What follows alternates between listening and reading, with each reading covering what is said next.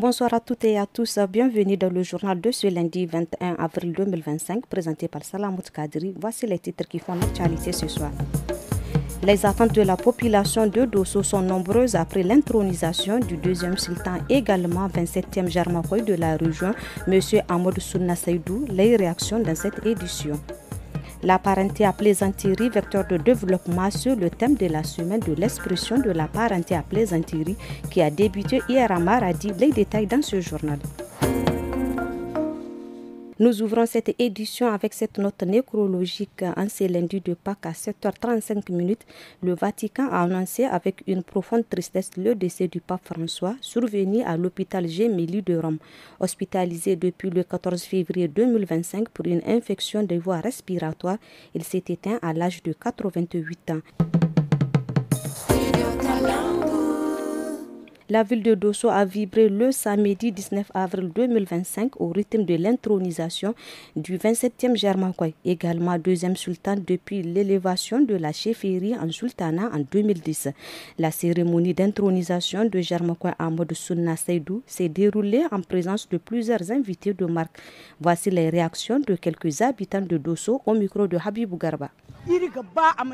Notre souhait est qu'il soit un très bon sultan, soucieux des difficultés que vivent les femmes, qui plaide les causes des femmes auprès des partenaires, qui œuvre pour la création d'un centre de formation professionnelle pour les filles et les femmes de la région, est responsable au service de sa population afin que les appuis dont bénéficient les autres communautés soient une réalité chez nous à Dosso aussi.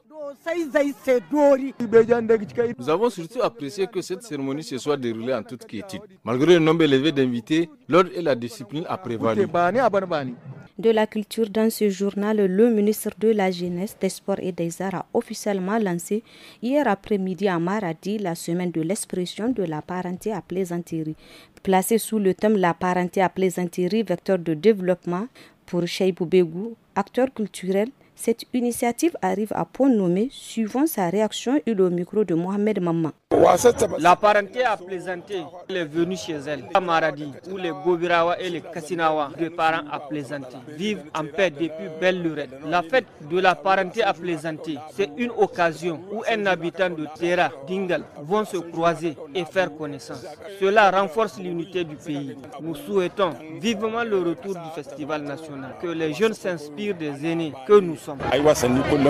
Samedi 19 avril 2025, l'association Consolidons la solidarité, baptisons le sel, a organisé la première édition de l'événement intitulé Le Cercle du thé sahélien au parc Aïs Salam de Kouarkano autour du thème Construire ensemble les fondations d'un cadre de vie meilleur pour les peuples de l'AES. Écoutons Aïssatou Bondi, présidente de la dite association, au micro de notre reporter Sandana Kali.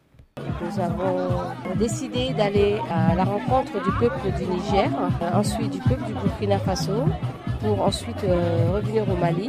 Et avec ce que nous avons trouvé comme façon de vivre au Niger et au Burkina, nous comptons présenter les travaux aux trois présidents de l'AES.